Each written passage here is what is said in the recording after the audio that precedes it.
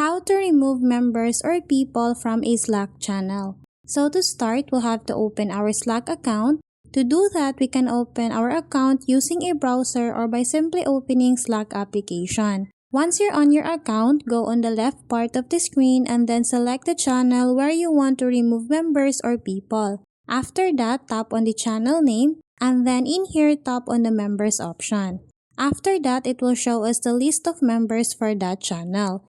If you want to remove a member or people, all you need to do is to tap on the account's name and then tap on the remove option. So in here, before we completely remove an account, keep in mind that this person will no longer have access to the channel and can only rejoin by invitation. If you are sure to remove the account, simply tap on the remove option. And as you can see here, that account is automatically removed from this channel.